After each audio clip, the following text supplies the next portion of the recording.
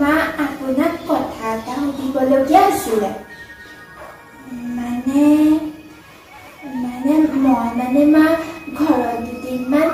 থাকি আহোঁগৈ বুলি ভাবিছিলোঁ মানে আমাৰ ঘৰৰ ওচৰত নাটক পাতিছে যে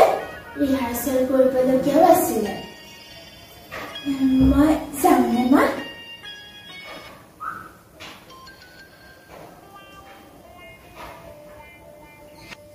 নালাগে যাবহে থোৱা দুমাহৰ আগত গৈছিলাহে আকৌ কিয় যাব লাগে ৰিহাৰ্চেল ইয়াতে কৰা এতিয়া এখনহে তোমাৰ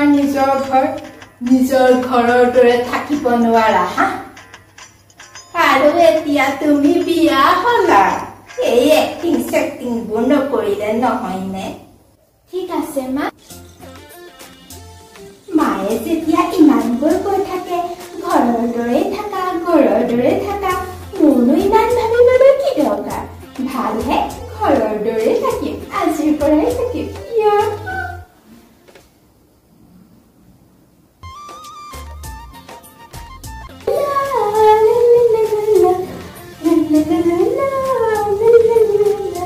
ইমান দিনৰ মূৰত যে স্কাৰ্ট টপযোৰ কিনিবলৈ পাইছো সেয়াই যথেষ্ট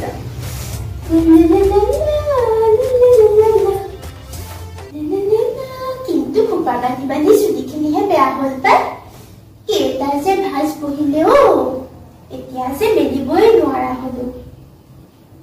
চুলিখিনি মেলাৰ কাৰণে আকৌ বেয়া পাব নেকি নাপায় বেয়া মোকতো কৈছে ঘৰৰ দৰে থাকিবা বুলি কিয়নো বেয়া পাব এতিয়া নাটক কি চাম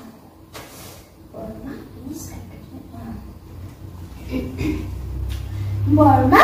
আপুনি স্কাৰ্ট টপছে পিন্ধাৰ কাৰণে কিয় বেয়া পাইছে মাৰ্জিত ড্ৰেছে পিন্ধিছো দেখোন আমিতো স্থানকাল পাত্ৰভেদে ড্ৰেছ পৰিধান কৰিব পাৰো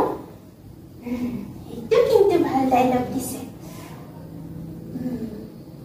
একেলগে ৰিহাৰ্চেল কৰিব পৰা হলে ভাল আছিলে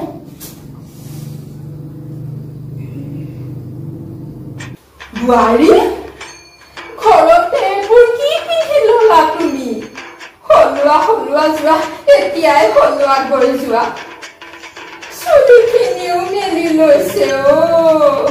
এতিয়াই যদি কোনোবা আলহীয়ে আহি দেখেহি কি হব বাৰু সলোৱা যোৱা এতিয়াই সলোৱা গৈ যোৱা আৰু আজি ৰাতিপুৱা দেৰিকৈও উঠিছা তুমি মা আপুনিয়ে দেখোন কৈ আছিল ঘৰৰ দৰে থাকিবলৈ সেইকাৰণেহে মই ঘৰৰ দৰে আছো আপুনি আনকালেও মোক কৈ থাকে ঘৰৰ দৰে থাকিবা বুলি মইহে ভাবি থাকো ঘৰৰ দৰে থাকিম হয় আপুনি বা কি ভাবে মানুহে বা কি ভাবে সেইকাৰণেহে মই ঘৰৰ দৰে নাথাকো কালি যেতিয়া আপুনি আকৌ ক'লে ঘৰৰ দৰে থাকিবা বুলি সেইকাৰণেহে মই ঘৰৰ দৰে আছো আৰু ঘৰততো মই সদায় এনেকৈ থাকো আৰু মই ঘৰত সদায় দেৰিকৈহে উঠো কি যে বোৱাৰী এজনী ঘটিলো মই কপাল মোৰ এখন কপাল